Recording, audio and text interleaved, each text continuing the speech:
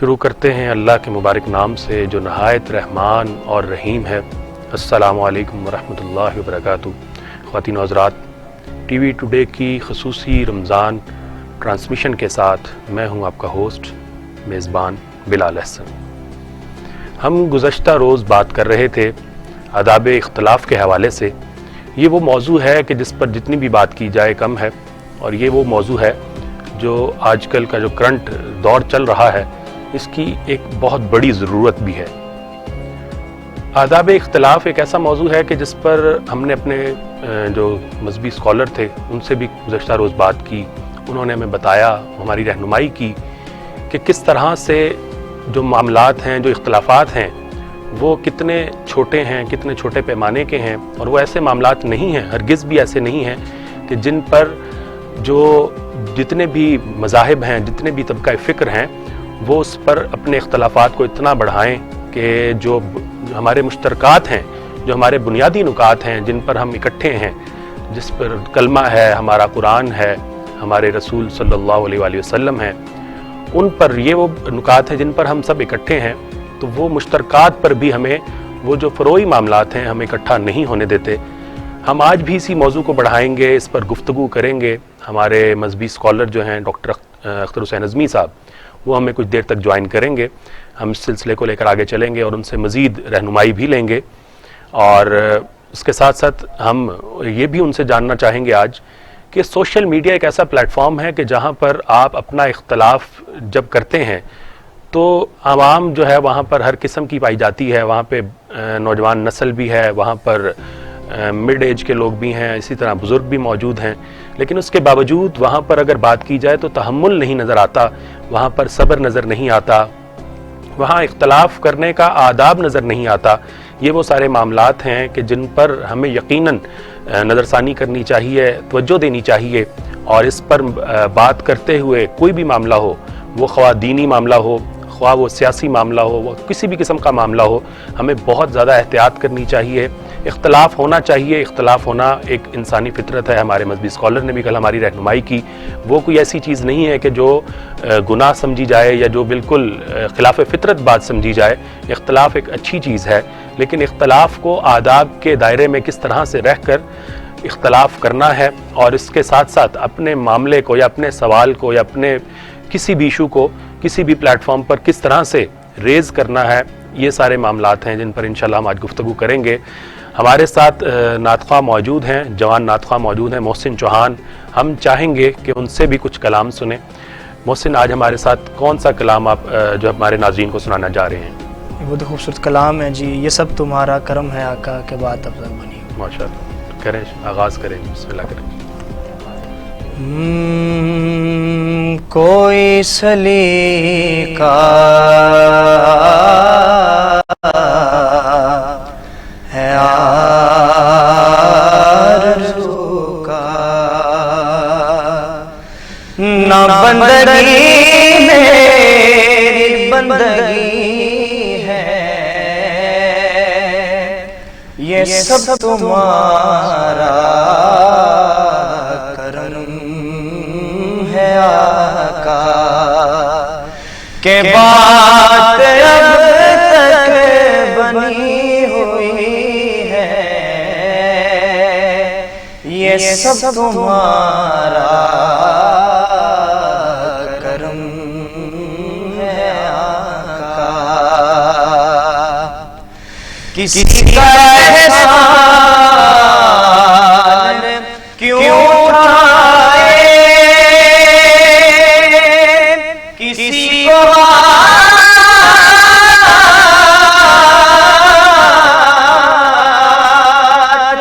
کیوں بتائے،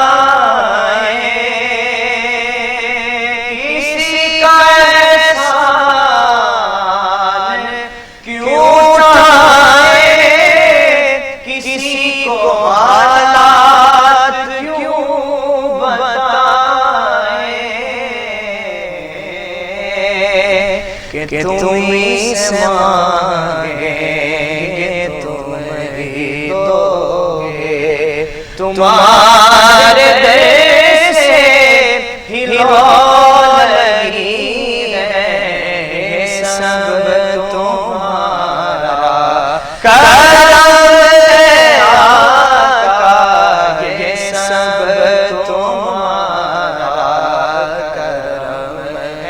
آقا کے بعد اب تک بنی ہوئی ہے، عطا کیا مجھے کو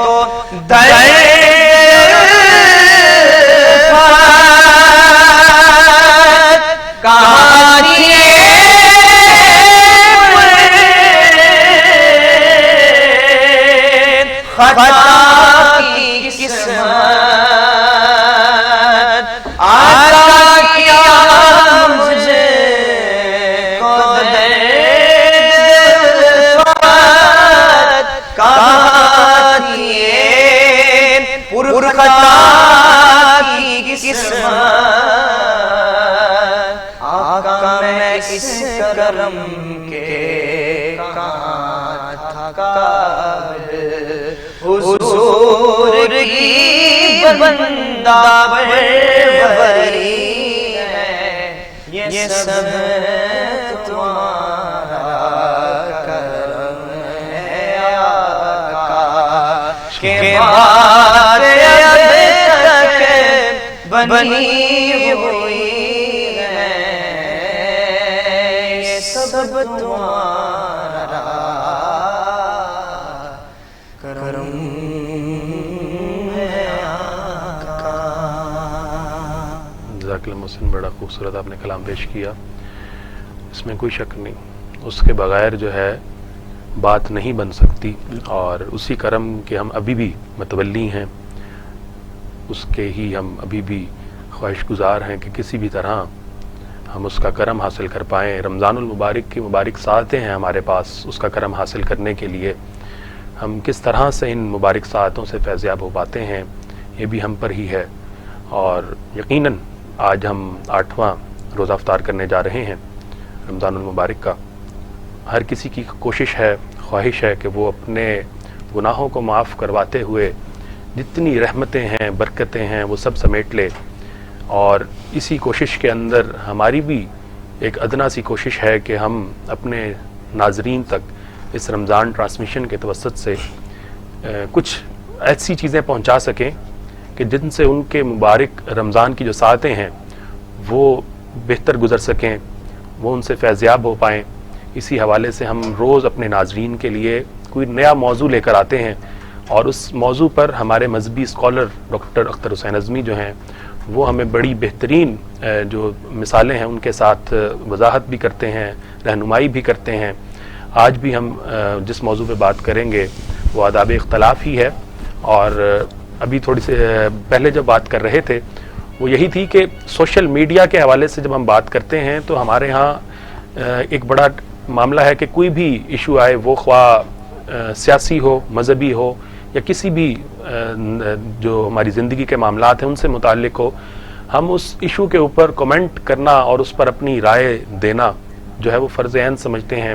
وہ سوشل میڈیا کا پلیٹ فارم ہو، وہ ہماری اپنی کوئی دوستوں کی آپس کی بیٹھک ہو، وہ گھروں میں موجود ہوں اپنے رشتہ داروں کے ساتھ، احباب کے ساتھ، تو یہ معاملہ ہے کہ یہ اتنا نازک چیز ہے کہ جس پر ہمیں جب بھی بات کرنی ہو تو اس چیز کو مد نظر رکھنا چاہیے کہ یہ ایک ایسے ایشوز ہیں، یہ ایک ایسے معاملات ہیں کہ جن پر جو ماسٹر ہے، جو عالم ہے، جو فاضل ہے، اسی کو گفتگو کا موقع دیا جائے، بجائے اس کے کہ میں یا آپ جیسے جو عام لوگ ہیں جن کا اس شعبے سے، اس فیلڈ سے کوئی تعلق نہیں ہے، وہ اس پر کوئی رائے دیں اور وہ معاملہ جو ہے وہ گمبھیر ہوتا جائے، وہ بگڑے۔ تو اس سے ہزار بہتر ہے کہ ہم اپنی چپ رکھیں اور اپنا آپ کو خاموش رکھیں اس معاملے پر جس سے ہمارا کوئی تعلق نہیں۔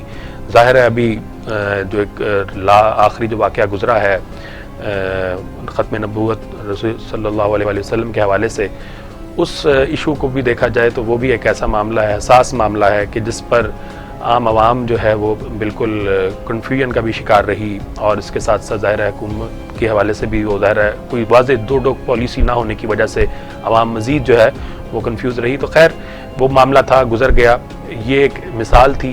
ہمیں ان چیزوں سے سیکھنا چاہیے کہ ہم اس طرح کا کوئی بھی ایشو ہو، حساس ایشو ہو، تو اس پر کوئی بھی رائے دینے سے پہلے ہزار بار سوچیں، احتیاط سے کام لیں، اور ان سارے موضوعات کے حوالے سے جو عالم لوگ ہیں, جو فاضل لوگ ہیں, جو اس معاملے کو اصل میں سمجھتے ہیں کہ اس کی اصل نوعیت ہے کیا, آیا یہ معاملہ ایسا ہے کہ اس کے اوپر سٹینڈ لیا جائے یا اس کو ایشو بنایا جائے, اور اگر واقعی اتنا حساس معاملہ ہے تو پھر اس کے اوپر کوئی واضح پالیسی سامنے ہو. یہ ساری چیزیں ہیں کہ جن پر کوئی عام آدمی خود سے کچھ بھی نہیں کر سکتا. اس کے اوپر یقیناً کسی عالم فاضل اور جو تحقیق کے معاملے میں, جو چیزوں کو سمجھنے کے معاملے میں بہت سارا علم رکھتا ہو, وہ ہی رہنمائی کرے تو بہتر جو ہے وہ سمجھا جائے گا. ہم یقیناً مزید اس چیز کو آگے بڑھائیں گے.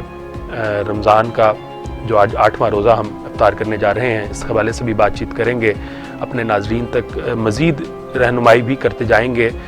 اور مین ٹائم جب تک ہمیں اپنے مذہبی اسکالر ہمیں جوائن کرتے ہیں, ہم محسن سے گزارش کریں گے کہ وہ مزید کوئی کلام جو ہے ہمیں سنائیں اور ہمارے ناظرین کے سامنے پیش کریں. جی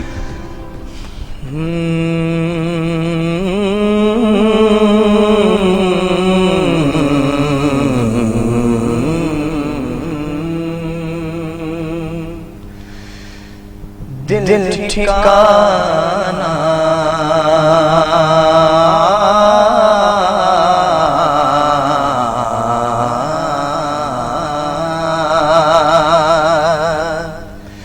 دل ٹھکانا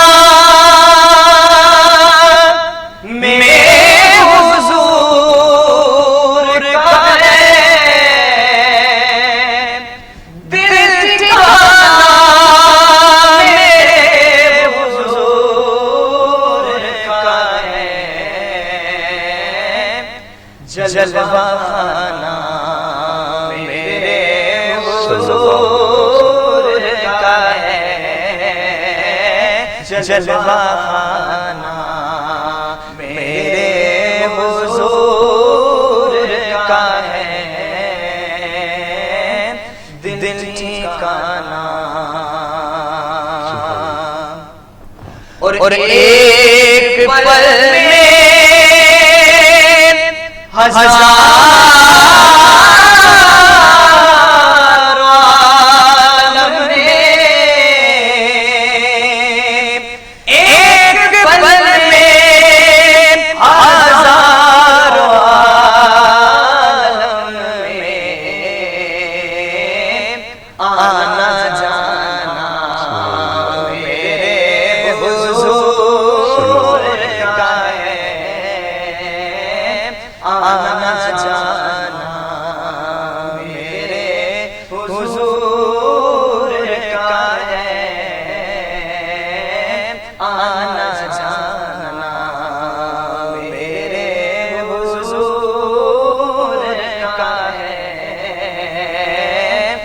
دل ٹھکانا میرے حضور کا ہے,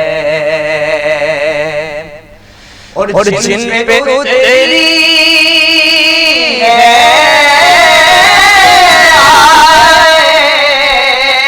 تدبیر, جن پہ تیری ہے تطہیر, وہ گھرانہ میرے حضور کا ہے, وہ گھرانہ میرے حضور کا ہے, دل ٹھکانا.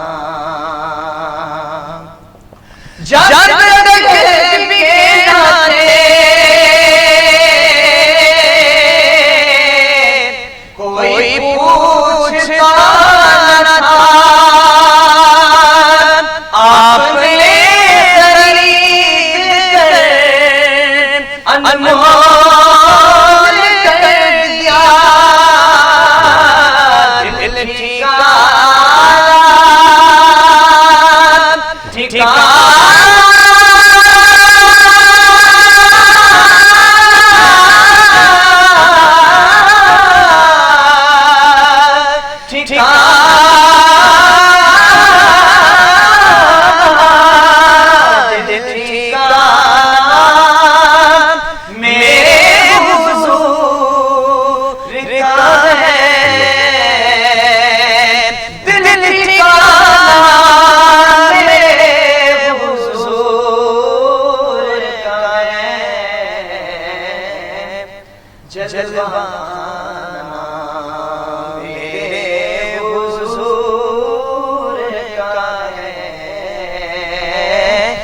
دن ٹھکانہ میرے حضور کا ہے. ماشاءاللہ سبحان اللہ صلی اللہ علیہ وآلہ وسلم. محسن جزاک اللہ، آپ نے بڑا ہی خوبصورت دوسرا کلام بھی ہمیں سنایا. ناظرین، جو ہمارا موضوع ہے آداب اختلاف، اس پر ہم آج انشاءاللہ جب گفتگو کریں گے تو ہمارے اپنے مذہبی اسکالر سے کچھ سوالات ہوں گے جو میں بھی آپ کے سامنے شیئر کرتا ہوں، تاکہ اگر آپ ہمیں سن رہے ہیں، دیکھ رہے ہیں، تو آپ ان سوالوں کے جوابات لینے کے لیے انتظار بھی کریں اور تیار رہیں. سوالات ہوں گے اختلافات سے متعلق. آپ کے بھی کچھ سوالات ہو سکتے ہیں، ظاہر ہے یہ جو موضوع ہے آداب اختلاف کے حوالے سے، تو آپ بھی اپنے سوالات سوشل میڈیا کے جو پلیٹ فارمز ہیں ہمارے موجود ان پر کر سکتے ہیں. اس کے ساتھ ساتھ ہمارے اسکرین پر جو ہے وہ نمبرز موجود ہیں، اگر آپ دیکھ سکیں تو وہ نمبرز جو موجود ہیں ان نمبرز پہ بھی رابطہ کر کے آپ اپنے اختلافی مسائل اور بھی جو بھی ایشوز ہیں، معاملات ہیں، آپ ان سے ڈسکس کر سکتے ہیں. اور ہمارے جو مذہبی اسکالر ہیں ڈاکٹر اختر حسین اعظمی، ان سے اس حوالے سے رہنمائی لے سکتے ہیں. ہم جو اختلافات اور مشترکات کے حوالے سے بات کریں گے آج، ہمارے یقیناً اس میں بڑے اہم سوالات ہوں گے. ہمیں یقین ہے کہ آپ ہمارے ساتھ جڑے رہیں گے اور یقیناً ایک بریک کے بعد جب آپ سے ملاقات ہوگی تو ان موضوعات پر تفصیل سے بات ہو سکے گی. یہاں لیتے ہیں ایک چھوٹی سی بریک. السلام علیکم ورحمۃ اللہ وبرکاتہ. خواتین و حضرات، بریک پر جانے سے پہلے ہم اپنے موضوع کے حوالے سے کچھ ڈسکشن کر رہے تھے. یقیناً کچھ دیر تک ہمیں ہمارے مذہبی اسکالر بھی جوائن کر لیں گے. رمضان المبارک ایک ایسی مبارک ماہ ہے، ایک ایسا مبارک ماہ ہے کہ جس کے اندر ایک ایک کیا جانے والا عمل جو ہے وہ آپ کے لیے بے پناہ اجر و ثواب کا باعث بنتا ہے، بے پناہ ثواب لے کر آتا ہے. اور یقیناً جو عمل، اچھا ہم اس عمل کو یہ سمجھتے ہیں کہ شاید یہ عمل ایسا ہے کہ جو صرف اور صرف عبادات کے ساتھ مختص ہے. یہ صرف عبادات کے ساتھ مختص نہیں، یقیناً یہ ہمارے جو دیگر معاملات ہیں ان کے ساتھ بھی مختص ہے. ان کے ساتھ بھی اس کا بالکل بہت ہی گہرا تعلق ہے، کلوز ریلیشن ہے کہ ہم اپنے معاملات میں اگر ایمانداری سے، سچے دل سے، نیکی کے جذبے کے ساتھ ان معاملات کو ادا کرتے ہیں. اگر اس کی مثال دی جائے کہ آپ ایک دکاندار ہیں، دکاندار کی حیثیت سے اگر آپ ناجائز منافع نہیں لیتے، آپ جو اصل قیمت ہے کسی بھی چیز کی وہی لیتے ہیں اپنے جو گاہک ہیں ان سے. اور اسی طرح اگر آپ معلم ہیں، آپ استاد ہیں، آپ ٹیچر ہیں اور آپ اپنے اس پیشے کے ساتھ ایماندار ہیں، آپ ایمانداری سے اپنا پیشہ جو ہے اس کو نبھا رہے ہیں. اور بھی اسی طرح ہمارے کافی سارے معاملات ہیں، مختلف ہمارے جو ہے وہ پیشے ہیں، ان کو اگر آپ اپناتے ہیں ایمانداری کے ساتھ، تو وہ جتنے بھی ایمانداری کے ساتھ اپنائے جانے والے معاملات ہیں وہ بھی یقیناً جو ہے وہ رمضان کی جتنی بھی برکتیں ہیں ان کو لینے کے حوالے سے، ان کو سمیٹنے کے حوالے سے، اجر و ثواب کو لینے کے حوالے سے، اجر و ثواب کو سمیٹنے کے حوالے سے اہمیت کے حامل ہیں. اور ہمیں یہ چیز اپنانی چاہیے کہ صرف بڑی نیکیاں ہی نہیں، یہ جو چھوٹی چھوٹی نیکیاں ہیں، کسی سے مسکرا کر بات کر لینا، کسی کی بات کو سن لینا، توجہ سے سن لینا، کسی درد مند کی، کسی غریب کی بات کو توجہ سے سن لینا. اسی طرح پھر یہ ایسا مبارک مہینہ ہے کہ اس مہینے کے اندر آپ جتنا صدقہ کریں گے اس کا اجر و ثواب بے پناہ ہے. ہم دیکھتے ہیں کہ جب بھی رمضان آتا ہے تو اس حوالے سے ہر کوئی جو ہے وہ اپنے جتنی اس کی حیثیت ہوتی ہے اس حیثیت کے مطابق صدقہ بھی کرتا ہے، زکوٰۃ بھی ادا کی جاتی ہے، اور دیگر بھی جو غربا ہیں، فقراء ہیں، ان کو کھانا کھلانے کا، ان کو افطار کرنے کا جو ہے وہ جو بھی موقع ملتا ہے اس سے بھرپور فائدہ اٹھایا جاتا ہے. تو ہم یہ چیز ہمیں لانی چاہیے، اپنے معاشرے کا ایک لازمی جز بنانا چاہیے کہ ہم یہ چھوٹی چھوٹی نیکیاں کریں. ہم اس چیز میں مت پڑیں کہ جی شاید ہمیں ساری رات جو ہے وہ قیام اللیل کرنا پڑے، قیام اللیل میں جو ہے وہ نماز ادا کرنی پڑے تو پھر ہی ہمیں کچھ ثواب مل پائے گا، یا ہم 8 کی بجائے 20 تراویحاں پڑھیں. بالکل یقیناً وہ بھی ایک ثواب کی معاملات ہیں، اس سے بھی آپ کو ثواب ملے گا، اس سے بھی آپ کے برکات اور اس کے ساتھ ساتھ جتنا اجر و ثواب ہے وہ ملنا ہی ہے آپ کو. لیکن یہ جو چھوٹے اعمال ہیں ان کو بھی ہمیں رمضان المبارک کے دوران، رمضان المبارک میں بالکل بھی جو ہے وہ اگنور نہیں کرنا چاہیے. اور ان جتنے بھی چھوٹے معاملات ہیں، چھوٹی چھوٹی نیکیاں ہیں، ان کو بھی اتنی ہی اہمیت دی جانی چاہیے کہ جتنی ہم بڑے نیکیوں کے حوالے سے ایکٹیو بھی ہوتے ہیں اور ان کو آگے بڑھ کر کرنے کی ہمارے میں جو ہے وہ ایک تمنا بھی ہوتی ہے. ہم اپنے نعت خواں محسن چوہان سے گزارش کریں گے کہ وہ جب تک ہمیں مذہبی اسکالر جوائن نہیں کرتے اس وقت تک تیسری نعت بھی ہمارے سامنے پیش کریں اور ہمارے ناظرین کو کوئی بہت ہی خوبصورت کلام جو ہے اگر آپ کے پاس تو وہ سنائیں. جی. کلام اعلیٰ حضرت امام محمد رضا خان فاضل بریلوی رحمۃ اللہ تعالیٰ علیہ کا بڑا خوبصورت لکھا ہوا کلام ہے. جی شارس کے کلام پیش کرتا ہوں.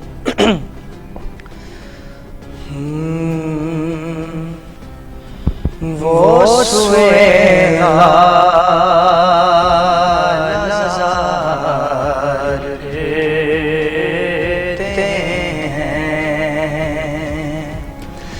وہ سویلا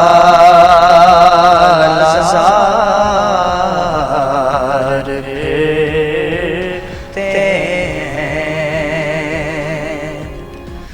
وہ سویلا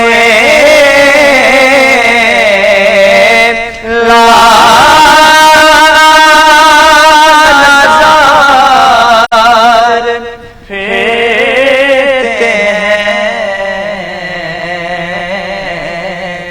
تیرے دل بہار بھیجتے ہیں تیرے دل بہار بھیجتے ہیں اس گلی کا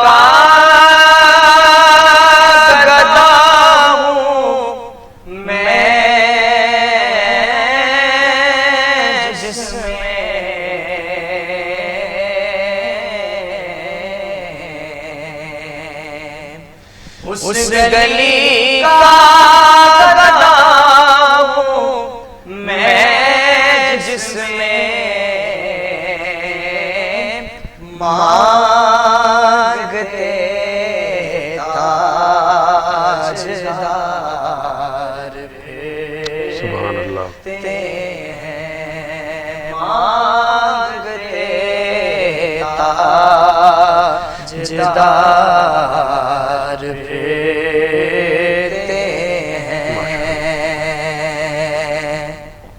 اور بھول گیا دیکھ میری آنکھوں میں بھول گیا دیکھ میری آنکھوں میں دشت طیبہ کے ہار بھیجتے ہیں دشت طیبہ کے ہار بھیجتے ہیں وہ سویلا لزار بھیجتے ہیں اور جو تیرے در سے یار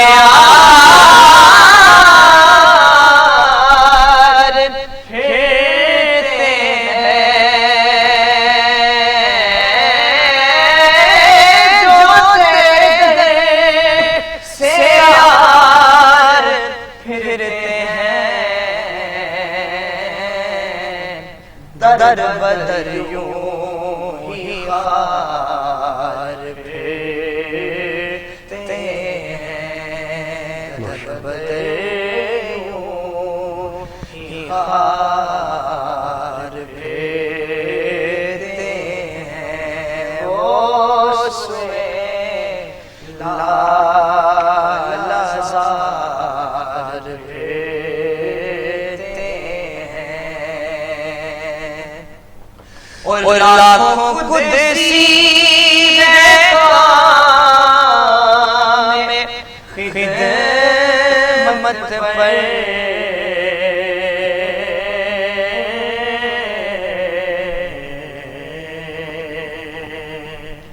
لاکھوں قدسی ہے काम में खिदमत पर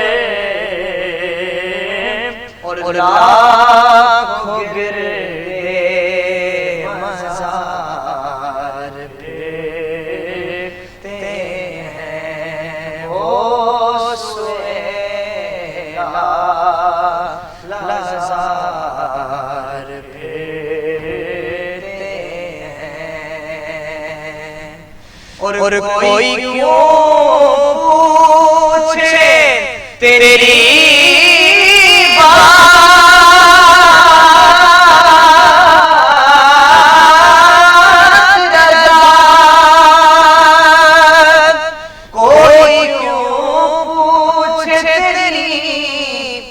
बात रज़ा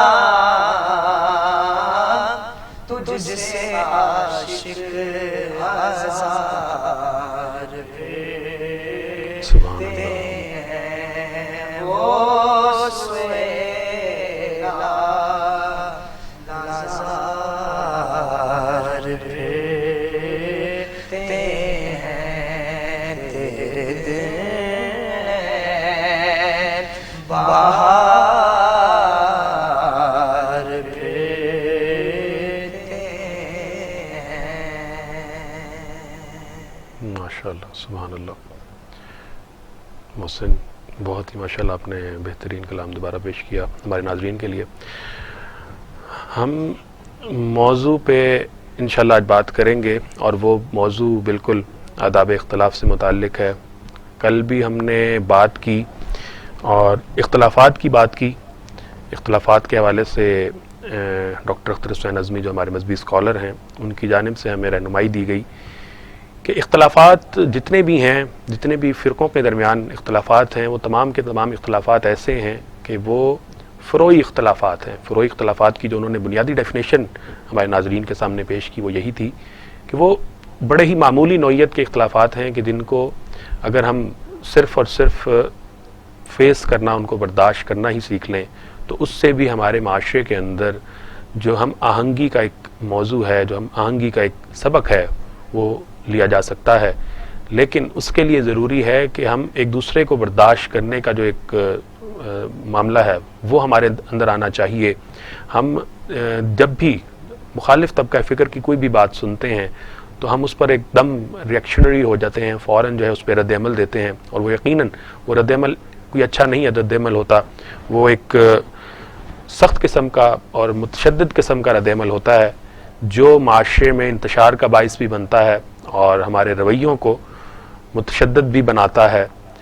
तो हमें बहुत ज़्यादा इस हवाले से ख्याल भी करना चाहिए और मजहबी रवादारी की जब भी बात की जाए, इजमाए उम्मत की जब भी बात की जाए, इत्तेहाद उम्मत की जब भी बात की जाए तो उस हवाले से हमें ये जो फ़रोई मामलात हैं इनको लाजमन जो है वो पसे पुश डालना होगा। तभी हम अपने उम्मत के हवाले से अपनी जो एक मुस्लिम की शनाख्त है उसको बरकरार रख पाएंगे और वहदत का जो मामला है वो तभी मुमकिन हो पाएगा कि जब हम अपने फ़रोई इख्तिलाफ़ात, बुनियादी इख्तिलाफ़ात की बात नहीं मैं यहाँ कर रहा, मैं सिर्फ फ़रोई इख्तिलाफ़ात जो कि मामूली नौइयत के इख्तिलाफ़ात हैं उनकी बात कर रहा हूँ कि उन इख्तिलाफ़ात को जब हम पीछे रखेंगे, उनको पसे पुश डालेंगे, तब ही हम जो है बतौर उम्मत आगे बढ़ सकेंगे, अपनी चीज़ों को, अपने मामलात को आगे बढ़ा सकेंगे।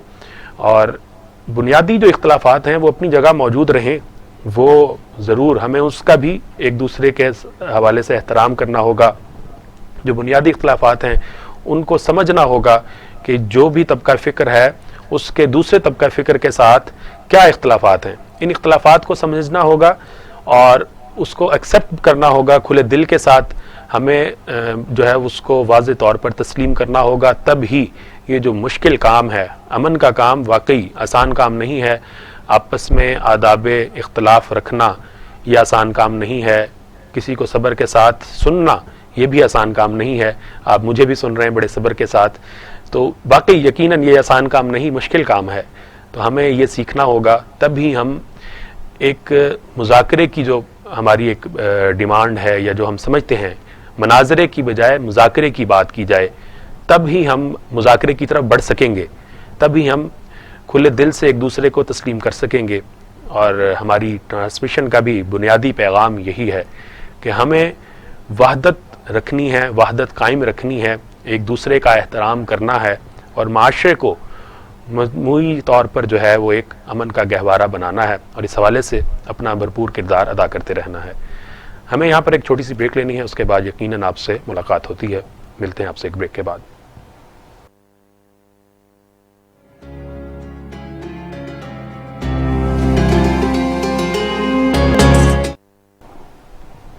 السلام علیکم ورحمۃ اللہ. خواتین و حضرات, بریک پر جانے سے پہلے ہم بات کر رہے تھے کہ ہمارے مذہبی اسکالر ڈاکٹر اختر حسین اعظمی صاحب نے ہمیں اس دوران جوائن بھی کر لیا ہے. ہم انہیں خوش آمدید کہتے ہیں اپنے پروگرام میں.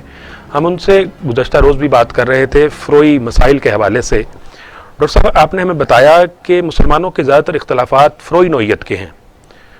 اب ہمیں بتائیں کہ ان اختلافات میں ہمارے قدیم جو علماء تھے ان کا ان فروئی معاملات کے حوالے سے, فروئی اختلافات کے حوالے سے کیسا رویہ ہوا کرتا تھا؟ بسم اللہ الرحمن الرحیم.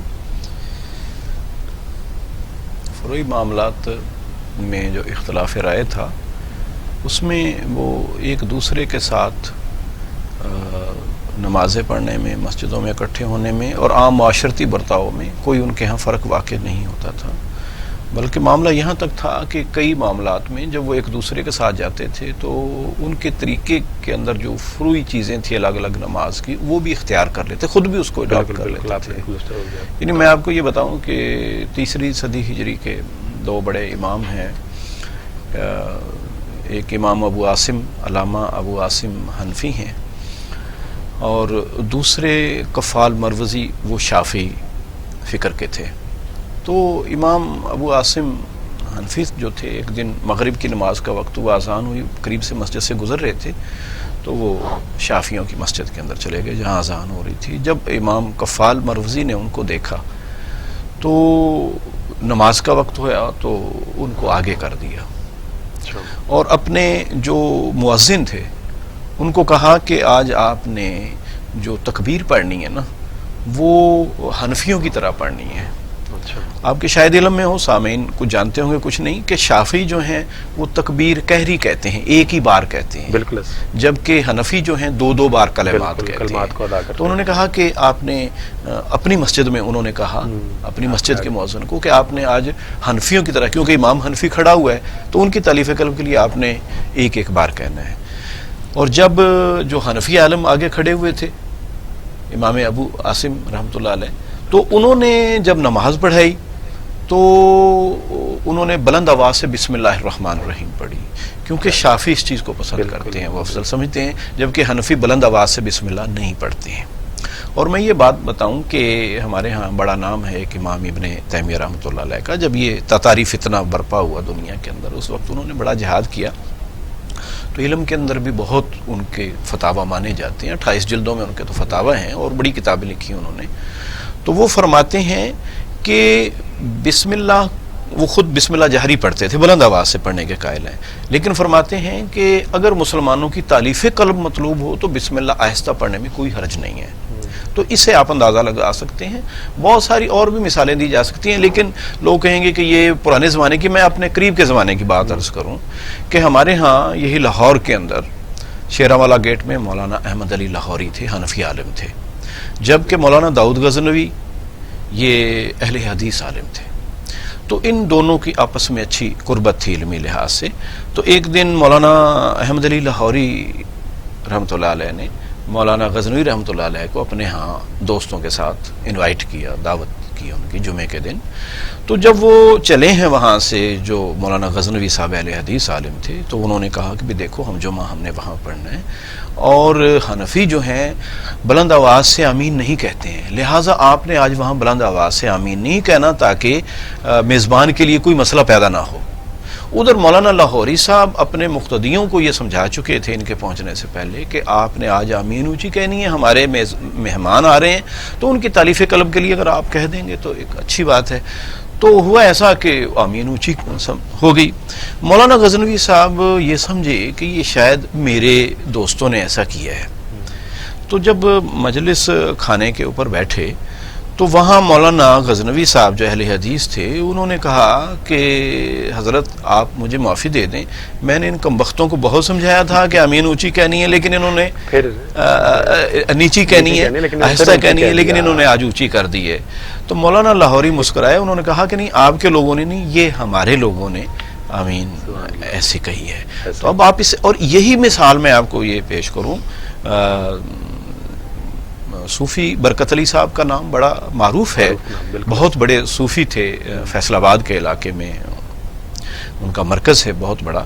تو وہ مامو کانجن میں گئے، مامو کانجن میں ایک اہل حدیث عالم ہے، صوفی عبداللہ صاحب ہوتے تھے، تو صوفی برکت علی صاحب وہاں گئے۔ صوفی برکت علی صاحب ظاہر ہے حنفی مسلک کے تھے، تو لیکن انہوں نے اپنے جو جماعت تھی نا اپنے مریدین کی، ان کو کہا کہ بھی آج ہم ان کے مہمان ہیں جو امین اونچی کہتے ہیں، رفع یدین کرتے ہیں، تو یہ بھی اللہ کے رسول کی سنتوں میں سے، تو آپ آج ایسے کر لیں، ٹھیک ہے۔ ادھر صوفی صاحب نے اپنے مقتدیوں کو یہی بات کہی، تو یہ مکشوفات جو ہیں ان کے اندر یہ چیز لکھی ہوئی ہے۔ تو ایسا ہوا کہ وہ لکھتے ہیں آخر میں کہ اس طرح آپس میں دلوں میں ہم آہنگی پیدا ہوئی، قربت پیدا ہوئی۔ بالکل ایسے ہی ڈاکٹر، تو ان مثالوں سے ہم یہ جان سکتے ہیں، اور ایسی میں 20 مثالیں بیان کی جا سکتی ہیں، لیکن یہ کہ ہمارے پاس جتنا وقت ہے اس میں یہ میں عرض کروں کہ یہ فروعی مسائل کے اندر تو بالکل ہی جھگڑا نہیں کرنا چاہیے، میں سمجھتا ہوں یہ ہماری زیادتی ہے۔ ڈاکٹر صاحب بالکل آپ نے یہ فروعی مسائل کی تو بات کی۔ اچھا، کچھ ایسے مسائل ہیں جنہیں بنیادی اختلاف بھی کہا جاتا ہے، ہم بڑی چیزیں سمجھ رہے ہیں ماشاءاللہ کہ دیکھیں یہ اختلافات ایسے نہیں ہیں، اور بڑا یہ کہا جاتا ہے کہ جی جو مولوی حضرات ہیں یا جو علماء حضرات ہیں ان کے درمیان جو ہے وہ کبھی بھی اتحاد نہیں رہتا، اور وہ بطور جو ہے وہ اکٹھے نہیں رہتے، لیکن ہم تو ماشاءاللہ آپ سے یہ چیزیں سن رہے ہیں کہ یہ ہمارے وہی اسلاف تھے، وہی بزرگان دین تھے کہ جو ماشاءاللہ اکٹھے رہتے تھے اور ایک دوسرے کا خیال رکھتے تھے، تالیف قلب کی جو آپ نے بات کی، تالیف قلب رکھتے تھے، ایک دوسرے کے معاملات کے اندر بہت زیادہ احترام رکھتے تھے۔ اب کچھ بات اگر کریں کہ بنیادی معاملات ہیں، اگر جس طرح آپ نے 2-3 طبقات کی بات کی، 2-3 طبقہ فکر کی بات کی، تو اس کے اندر جب ان کے بنیادی اختلافات آتے تھے سامنے، تو اس وقت بھی کیا اس طرح ہی کھلے دل سے جو ہے وہ ایکسیپٹ کیا جاتا تھا اور آداب جو ہیں ان کا لحاظ رکھا جاتا تھا؟ جی، میں آپ کے یہ بڑے اہم سوال ہے جو میں سمجھ گیا کہ ہمارے ہاں پہلی تو چیز یہ ہے کہ زیادہ تر تو فروعی اختلاف ہی ہیں، لیکن کچھ چیزوں کو ہم نے خود کہا کہ نہیں یہ ہمارے عقائد کا اختلاف ہے، فلاں مسلک کا فلاں مسلک سے عقیدے کا اختلاف ہے، یہ کہتے نہیں یہ ہمارے اصولی اختلاف ہیں۔ ان میں بھی اگر گہرائی میں جایا جائے تو بنیادی چیزیں طے شدہ ہیں، لیکن ان کی تفصیلات میں، مثال کے طور پر عقیدے کی باتیں ہیں تو ان کی تفصیلات میں کسی کے نزدیک کچھ ہے، لیکن بنیاد وہی ہے۔ اچھا چلیں خیر، ان کی بات کو یہ مان بھی لیا جائے کہ ان کا عقیدے کا اختلاف ہے یا اصولی اختلاف ہے۔ مثال کے طور پر میں یہ کہوں گا کہ اہل تشیع اور اہل سنت میں کچھ بنیادی اختلاف بھی ہیں عقیدے کے، جیسے ان کے ہاں امامت کا تصور ہے، وہ اہل سنت کے ہاں امامت کا تصور نہیں ہے، لیکن اس کے باوجود دیکھنا یہ ہے کہ ہمیں اسوہ کیا ملتا ہے۔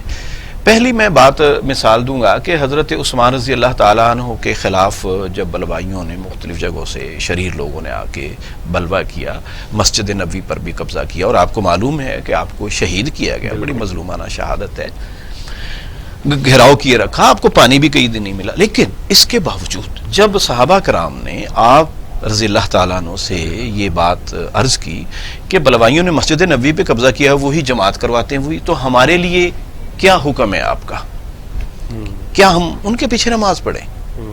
تو آپ رضی اللہ تعالیٰ عنہ نے، حضرت عثمان رضی اللہ تعالیٰ عنہ نے یہ بات فرمائی کہ جہاں تک نماز کا ہے یا خیر کے کاموں کا ہے تو آپ ان سے تعاون کریں، اور جب وہ کوئی ممنوع چیز یعنی جو اللہ کے ہاں منکرات میں سے اس کا حکم دے تو آپ نہ اس کے ساتھ شامل ہوں۔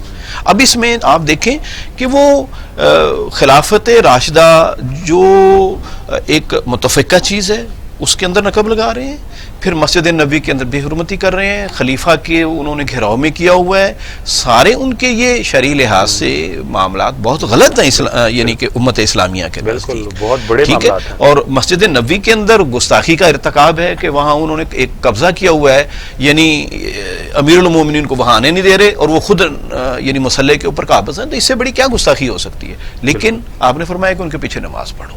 پھر میں یہ عرض کروں کہ حضرت علی رضی اللہ تعالیٰ عنہ کا اسوہ بھی، جو حضرت علی رضی اللہ تعالیٰ عنہ سے محبت رکھتے ہیں، یقیناً سارے مسلمان ہی حضرت علی رضی اللہ عنہ سے محبت رکھتے ہیں، لیکن خصوصاً جو ان کے نام لیوا زیادہ ہیں، تو ان کے لیے بھی میں ایک عرض کروں کہ ہمارے ہاں عموماً یہ ہے کہ جی وہ کافر ہے، ان کی نظر میں ہم کافر ہیں، ہمارے نزدیک وہ گمراہ ہیں، ان کے نزدیک ہم گمراہ ہیں.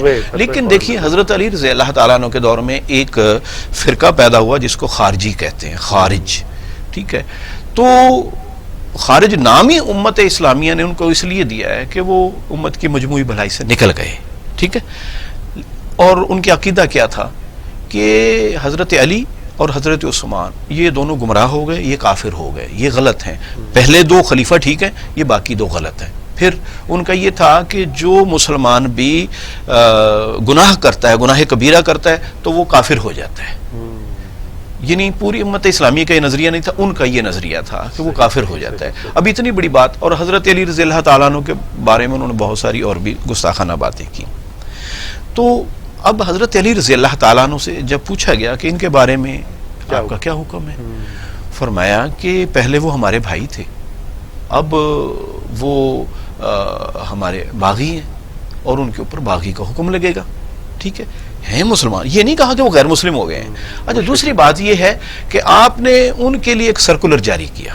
اچھا، ہاں، ایک حکم نامہ جاری کیا کہ جب تک تم ہمارے خلاف تلوار نہیں اٹھاؤ گے اس وقت تک نہ ہم تمہارے بچوں کے وظیفے بند کریں گے، ٹھیک ہے، نہ ہم تمہیں مسجدوں میں آنے سے اپنی روکیں گے. ٹھیک ہے، اور ایک اور بات بھی کہی. تو بہرحال اب اس میں وظیفے دیکھیں، دو بڑی چیزیں ہیں. قرآن پاک میں جس کا مسلمان حکمران کو حکم ہے کہ اقیموا الصلاۃ وآتوا الزکوٰۃ، ٹھیک ہے، نمازوں سے ان کو آنے سے نہیں روکا. اس کا مطلب یہ ہے کہ ان کی نمازوں کو تسلیم کیا گیا کہ وہ رب کی بندگی ہماری مسجد میں کر سکتے ہیں. پھر ان کے لیے زکوٰۃ دوسری چیز ہے. وہ وظائف ظاہر ہے زکوٰۃ سے یا مال غنیمت سے جہاں سے بھی لگتے تھے ان کا حق تسلیم کیا گیا. تو اب اسی سے اندازہ لگا سکتے ہیں. اور امام کفار رحمۃ اللہ علیہ تو یہ کہتے ہیں کہ اس بات پہ امت کا اجماع ہے کہ اگرچہ خارج گمراہ تھے، ٹھیک ہے، لیکن وہ امت اسلامیہ کا حصہ ہیں، امت اسلامیہ کا حصہ. بالکل. تو اسی طرح جو ہمارے اگر کوئی واقعی کوئی سمجھتا ہے کہ میرا فلاں مسلک سے بنیادی اور اصولی اختلاف ہے، تو پھر اس کو یہ بھی تو مد نظر رکھنی چاہیے نا چیزیں کہ اتنے بڑے جو خلیفہ راشد کی جو پریکٹس ہوتی ہے وہ ایک ہماری علمی روایت کا حصہ ہے اور اس کو ہمیں اختیار کرنا چاہیے، اسے اپنانا چاہیے، اختیار کرنا چاہیے. اچھا ڈاکٹر صاحب، یہ بھی بڑا معاملہ ہم دیکھنے میں آتا ہے کہ جی یہ آپ نے چیزوں کو وائنڈ اپ کرنے کے حوالے سے جب بات کی، تو جب مناظرے ہوتے ہیں، یہ میری نظر میں تو یہ باقاعدہ یہ جس طرح نا کہ مناظرہ ہے اس چیز کا نام کہ شاید آپ آپس میں بیٹھ کے جھگڑا کریں، لڑیں کسی بھی موضوع پہ. یہ بنیادی اختلافات کی بات کی آپ نے، تو اس بنیادی اختلاف کو مزید بڑھانے کا نام، ٹھیک ہے، پرانے زمانے میں تو ایک طریقہ کار تھا، ہماری ایک مذہبی روایت تھی کہ جی دو طبقہ فکر کے لوگ ہیں وہ وہاں پہ پہنچیں اور مناظرہ کیا جائے، کسی بھی موضوع پر بحث کی جائے. تو اب سمجھتے ہیں کہ یہ چیز بھی کوئی ہمیں کرنی چاہیے، اس کے حوالے سے بھی کوئی معاملات. بہت اہم سوال ہے، بہت اہم سوال ہے. میں یہ عرض کروں کہ یقیناً مناظرے کی روایت مسلمانوں نے آغاز میں کی. خود حضرت امام ابو حنیفہ رحمۃ اللہ علیہ اپنے شاگردوں کے درمیان مناظرہ کرواتے تھے. کسی ٹاپک کو ڈسکشن کے لیے ان کے اندر دیتے تھے ان کو، اور پھر اس پہ ایک طرف سے ایک بحث آ رہی ہے، دوسری طرف سے دوسرے دلائل آ رہے ہیں. خود اپنے شاگردوں کو اس طریقے سے تربیت دیتے تھے. اچھا، یہ بڑا اہم چیز ہے. اور اس میں بڑے بڑے اہل علم لوگ بیٹھتے تھے، عام آدمی نہیں بیٹھتا تھا. بالکل، ٹھیک ہے، کم علم آدمی نہیں بیٹھتا تھا. مناظرے اب میں وہ جن کی دلچسپی ہوتی تھی وہی بیٹھتے تھے. اچھا، اس مجلس کے اندر جب یہ ہوتی تھی پھر کنکلوژن آپ نکالتے تھے اور پھر ایک مسئلہ مرتب ہو جاتا تھا. ایک یہ روایت تھی. دوسری ایک ضرورت ہمیں مناظرے کی اس وقت پڑی کہ جب خصوصاً ہمارا عیسائیوں سے، ہندوؤں سے ایک باقاعدہ یعنی مقابلہ شروع ہوا. جب انگریزوں نے یہاں پہ گورنمنٹ کی تو انہوں نے عیسائی مشنری بھیجے. وہ اسلام کے اوپر کیچڑ اچھال رہے تھے، اس کی اپنی دانش میں کمزوریاں بیان کر رہے تھے. ادھر سے ہندوؤں نے بھی حملے کرنے شروع کر دیے حضور صلی اللہ علیہ وسلم کی ذات پہ، اور دوسری کچھ علمی نکات کی صورت میں انہوں نے اپنے آپ کو ثابت کرنے کی کوشش کی کہ ہم اختلاف رکھتے ہیں. تو اس موقع پر بڑے بڑے اہل علم نے عیسائیوں کو بھی مناظرے کا چیلنج دیا اور ہندوؤں کو بھی مناظرے کا چیلنج دیا. اس کا مقصد یہ تھا در حقیقت کہ تاکہ مسلمانوں کے اندر اعتماد پیدا ہو کہ ان کے دین کے اندر کوئی جھول نہیں ہے اور مسلمان کمزور نہیں ہے، علمی لحاظ سے بھی وہ سیف اینڈ ساؤنڈ ہے اور ان کو ناکوں چنے چبوائے. لیکن جب وہ کہتے ہیں کہ جب ایک دشمن ختم ہوا تو دوسرے دشمن نہ رہا، تو اب مسلمانوں نے اپنوں سے ہی دشمنی لگانی شروع کر دی اور انہوں نے ان کے ساتھ مناظرے کرنا شروع کر دیے. اب اور مناظرے بھی کسی چیز پہ ہے؟ ایسے موضوعات پہ جو غیر عملی تھے، فروعی معاملات، ہاں فروعی تھے. اور مثلا یہی رفع دین، عدم رفع دین، یا اللہ تعالیٰ جھوٹ بول سکتا ہے نہیں بول سکتا. اب اس میں دوسرے دلائل دیے جا رہے ہیں. بھائی کس لیے اس کو حضور صلی اللہ علیہ وسلم جیسے نبی کو اللہ تعالیٰ بھیج سکتا ہے نہیں بھیج سکتا، اس موضوع کے اوپر اب دلائل تو بہرحال کچھ نہ کچھ ہر دو طرف مل جاتے ہیں. ٹھیک ہے، تو اس سے اب کیا نتیجہ ہوا؟ اب ہر موضوع پہ ہی فروعی مسائل پہ بھی مناظرے شروع ہو گئے. تو اب یہ جو مناظرے جو مسلمانوں کے اندر برپا ہوئے، اور پھر آپ یہ بات یاد رکھیں کہ جب آپ دو چار آدمیوں کی محفل میں باہر بیٹھے ہوتے ہیں نا اور ہزاروں لوگ سن رہے ہوتے ہیں، تو پھر آدمی میں قدرتی یہ چیز آ جاتی ہے. جیسے آپ کے ٹی وی پہ جو کچھ ہوتا ہے آپ دیکھتے ہیں جی، تو کوئی بھی ہارنے کے لیے تیار نہیں ہوتا ہے، غلطی ماننے کے لیے کوئی بھی تیار نہیں ہوتا. ہزاروں لاکھوں کا مسئلہ ہے جی. تو وہی چیز اب وہ چیز جو اصل میں تھی یا تو اہل علم کے درمیان ہوتی ٹھیک تھی، یا ہوتی وہ غیر مسلموں کے، تو پھر مسلمان عام بھی شامل ہوتے، ان کو حوصلہ ملتا. لیکن جب ہوئی بھی مسلمانوں کے درمیان آپس میں، اور دوسری طرف وہ اس میں علماء اور جہلاء سارے کچھ ہیں، تو پھر نتیجہ کیا ہونا تھا؟ وہی کہ نفرتیں بڑھیں اور ہر ایک کے اوپر جیت کا غلبہ طاری ہوتا تھا. اور جب جیت کا غلبہ ہو نا کسی آدمی کے ذہن کے اوپر سوار، تو پھر وہ کہ دوسرے کی بات نہ تو اپنی صحیح سمجھانے کے لیے سناتا ہے بلکہ اس کو ناک آؤٹ کرنے کے لیے نیچا دکھانے کی کوشش. یہی بات ہے کہ جو امام شافعی رحمۃ اللہ علیہ نے بھی فرمائی تھی کہ ہم کیا کرتے تھے، لیکن جب یہ چیز شامل ہو گئی انانیت، تو پھر ہم نے اس کو چھوڑ دیا. میں اگر ٹائم ہو تو میں آپ کو مثال دوں. مولانا مودودی صاحب کسی شہر کے اندر گئے، وہ تو وہاں کسی عالم دین نے کہا جی مجھے آپ کی کئی چیزوں سے اختلاف. انہوں نے کہا کہ ٹھیک ہے ہم بیٹھیں گے تو بات کر لیں گے. تو لیکن انہوں نے اعلان کر دیا پورے شہر میں کہ مولانا مودودی سے میرا مناظرہ ہوگا. تو جب وہ لوگوں کو، ان کے خاص لوگوں کو معلوم ہوا، انہوں نے پوچھا آپ مناظرہ کر رہے ہیں؟ تو انہوں نے کہا نہیں میں تو نہیں کر رہا. کہ جی فلاں تو اعلان ہو گیا ہے. آپ نے کہا کہ نہیں میں مناظرہ نہیں کروں گا. اور انہوں نے باقاعدہ لکھ کے دے دیا کہ مجھے یہ معلوم ہوا ہے، کہ مولانا کو یہ پہنچا دیں کہ مجھے یہ معلوم ہوا ہے کہ آپ مجھ سے مناظرے کے لیے، میں نے تو آپ کو انفرادی ملاقات کے لیے ٹائم دیا تھا، اور میں یہ کبھی پسند نہیں کرتا کہ دو عالم آپس میں جھگڑا کر رہے ہوں اور عوام الناس ان کا تماشا دیکھ رہے ہوں. یہ تو ایسے ہے جیسے مرغوں کی لڑائی کا تماشا کیا جاتا ہے. تو میں یہ نہیں کر سکتا. یہ اصل مثال یہ ہے جو اس چیز کو. اچھا یہ بھی ایک چھوٹا سا سوال ہے، طالب علمانہ سوال ہے کہ جی یہ مناظرے کا کنسپٹ آپ نے امام ابو حنیفہ رحمۃ اللہ علیہ کی جو ہے وہ مثال دی بڑی خوبصورت. اس سے پہلے بھی کیا اسلام میں، دین میں ہمارے کوئی ایسا کنسپٹ تھا مناظرے کے حوالے سے؟ دیکھیں یہ تو ہے، پہلے حضور صلی اللہ علیہ وسلم کے دور میں مباہلہ ہوا ہے عیسائیوں کے ساتھ. اچھا ٹھیک ہے، جس کا قرآن پاک میں ذکر ہے کہ وہ عیسائی آئے تھے کہ ہم آپ سے مباہلہ کرنا چاہتے ہیں، یعنی آپ بھی اپنے بچوں کو لے کے آ جائیں، ہم بھی اپنے بچوں کو لے کے آ جائیں، اور یہ کہنا کہ اللہ تعالیٰ جو ان میں جھوٹا ہونا اس کو تو تباہ و برباد کر دے. ٹھیک ہے، تو یہ مباہلہ تھا، اور حضور صلی اللہ علیہ وسلم تیار ہو گئے. وہ گھبرا گئے پھر، اور انہوں نے پھر آپ سے مفاہمت کر لی، یعنی کہ آپ کی اطاعت اختیار کر لی، اگرچہ وہ عیسائیت پر ہے لیکن جزیہ دینا قبول کر لیا. یہ تو ہے ٹھیک ہے. لیکن قرآن پاک میں ایک بات فرمائی، ادعو الی سبیل ربک بالحکمہ والموعظۃ الحسنہ وجادلہم باللتی ہی احسن، کہ اپنے رب کے راستے کی طرف حکمت کے ساتھ بلائیں. دوسری بات یہ ہے کہ اچھے الفاظ کے ذریعے سے بلائیں.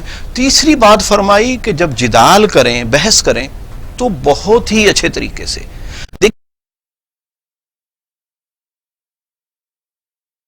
کیونکہ واعظ میں آدمی نے جو کچھ کرنا ہوتا ہے وہ کوشش کرتا ہی اچھا کرنے کی، لیکن جب بحث ہوتی ہے نا تو بحث میں عمومی طور پہ آدمی میں غصہ، اضطراب اور دوسرے کو نیچے دکھانے کی ایک سپرٹ پیدا ہو جاتی ہے. اس لیے اللہ تعالیٰ نے آخر میں ذکر کیا اس کا، اور پھر فرمایا کہ اگر بحث کرنی بھی پڑے تو بہت ہی اچھے آسن، یعنی سپرلیٹیو ڈگری ہے. یہ اس میں تفضیل ہے کہ سب سے بہترین طریقے سے بحث کریں. مراد کیا ہے کہ ورنہ بحث نہ ہی کریں، کیونکہ بحث سے پھر ناراضگیاں ہی بڑھتی ہیں اور کچھ نہیں ملتا ہے، کسی کی اصلاح نہیں ہوتی ہے. اصلاح کا جو معاملہ ہے، تو یہ مناظرے میں بھی یہی خرابی ہے.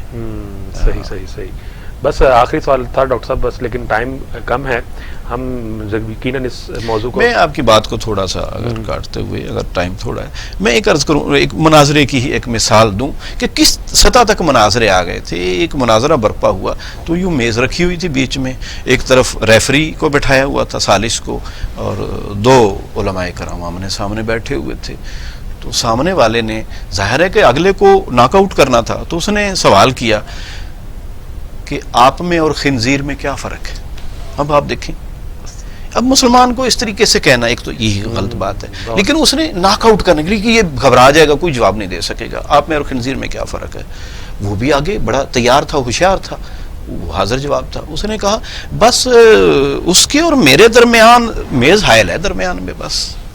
اس نے اس کے اوپر پلٹ دیا، لو جی مناظرہ جیت گئے، مناظرہ جیت گئے، شور ہو گیا، بس. مطلب بالکل اب دیکھیں آپ اس سے کیا حاصل ہوا عوام کو؟ کچھ بھی نہیں، سوائے ایک دوسرے کے نفرت اور سوائے جیت کا جذبہ غالب ہو گیا. تو کیا حاصل ہوا؟ تو اگر ایسے مناظرے ہیں تو وہ ہماری یکجہتی کو، ہماری محبتوں کو پارا پارا کرنے والے ہیں، اور نفرتیں پیدا ہوتی ہیں. اور عوام جن کا علم ہی نہیں ہے اس سطح کا، انہیں کیا پتا ہے کہ کون سی حدیث کس لیول کی ہے، کون سی عبارت کہی ہے لکھنے والے نے نہیں کہی ہے، اور کس کنٹیکسٹ میں کہی ہے.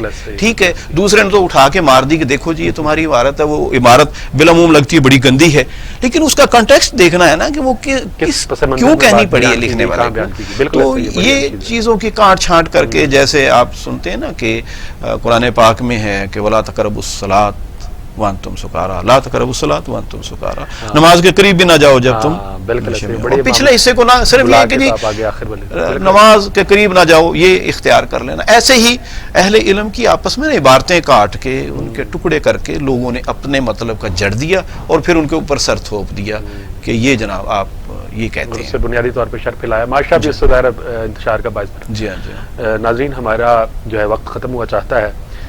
انشاءاللہ آپ سے کل ملاقات ہوگی اسی ریان رمضان ٹرانسمیشن میں، لیکن ختم کرنے سے پہلے پروگرام میں اپنے نعت خو محسن چوہان سے گزارش کروں گا کہ وہ کلام سے اس پروگرام کا اختتام کریں. کل انشاءاللہ آپ سے ملاقات ہوگی. کرم مانگتا ہوں، عطا مانگتا ہوں،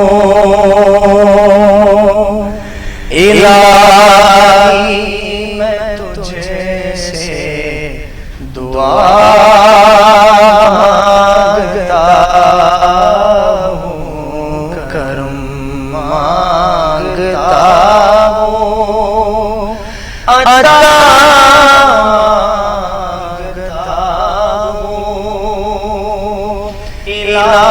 الہی میں تجھے سے دعا مانگتا ہوں.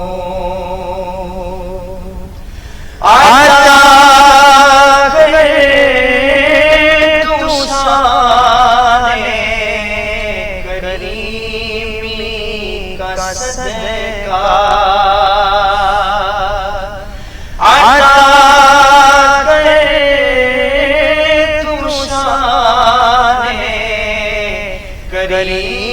کریمی کا صدقہ، دلاتے الہی رحیمی کا صدقہ.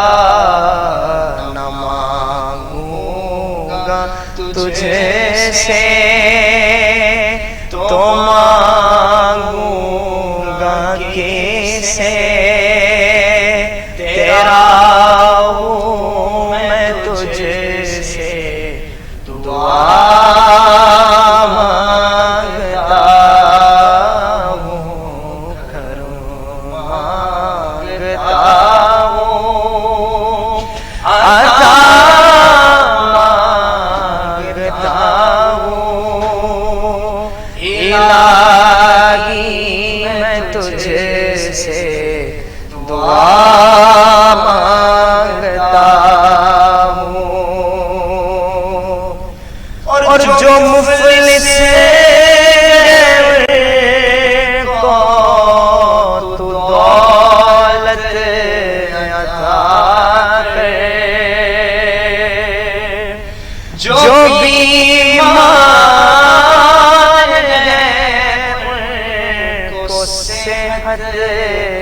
عطا کر جو مفلس